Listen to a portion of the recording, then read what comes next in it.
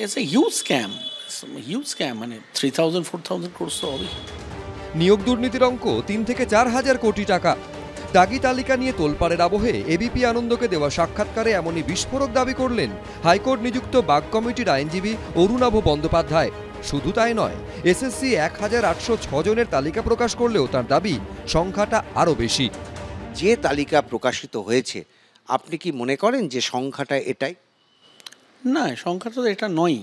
কারণ ডিভিশন বেঞ্চে, এখানে ক্যালকাটা হাইকোর্টেও ডিভিশন বেঞ্চে বারবার ডিফারেন্ট ফিগার এসেছে। কখনো তারা 5 বলছে, কখনো বলছে 7,000 বলছে, কখনো 9,000 বলছে। আলটিমেটলি সুপ্রিম কোর্টে দেখা যাচ্ছে তারা একটা ফিগার এনেছে 6,500 অ্যারাউন্ড।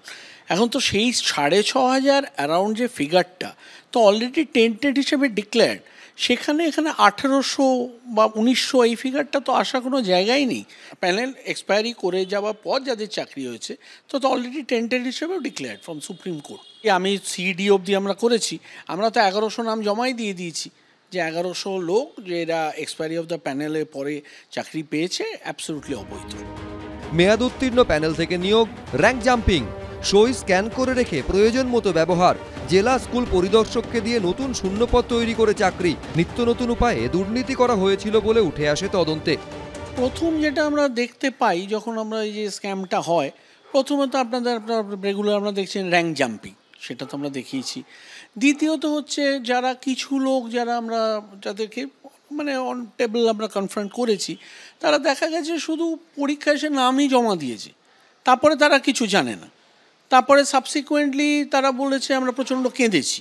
কাঁদলাম বলে অফিস থেকেই লোকে বললো তোমরা একটা আরটিআই অ্যাপ্লিকেশন করে দাও। যেই আরটিআই অ্যাপ্লিকেশন করলো 2 মাসের মধ্যে আমার চাকরি হয়ে গেল। তার নাম্বার বাড়বে কীভাবে? যাই হোক, তার নাম্বারও বাড়লো, তার চাকরিও হয়ে গেল।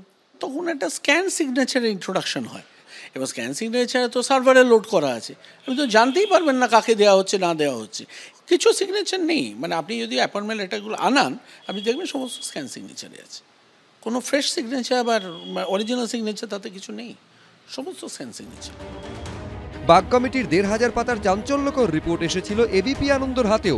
সেখানে উল্লেখ করা হয়েছিল, অনুসন্ধান কমিটির সামনে পেশ হওয়া নথিতে দেখা যায় প্যানেলের মেয়াদ শেষ হওয়ার পর এবং নতুন প্যানেল আপলোড হওয়ার আগে বেশ কিছু প্রার্থীর র্যাঙ্ক পরিবর্তন করা হয়েছে। ভুয়ো নিয়োগপত্রগুলো পর্ষদের অফিস থেকে না দিয়ে এসএসসির নবনির্মিত ভবন থেকে দেওয়া হয়েছে। দুর্নীতিতে সরাসরি যুক্ত ছিলেন এসএসসির প্রাক্তন উপদেষ্টা শান্তিপ্রসাদ সিনহা এবং মধ্যশিক্ষা পর্ষদের সভাপতি কল্যাণময় গঙ্গোপাধ্যায়। তৎকালীন শিক্ষামন্ত্রী পার্থ চট্টোপাধ্যায়ের অনুমতিতে যুগ্ম সচিব যে 5 সদস্যের কমিটি গঠন করেছিলেন তা বেআইনি। তবে রাজ্য সরকারের সঙ্গে ওই কমিটির সরাসরি কোনো সম্পর্ক ছিল কিনা তা বাগ কমিটির কাছেও স্পষ্ট ছিল না। সব মিলিয়ে এসএসসির দাগি তালিকা প্রকাশের পরেও তা নিয়ে বিতর্ক তুঙ্গে। উজ্জ্বল মুখোপাধ্যায়, এবিপি আনন্দ, কলকাতা।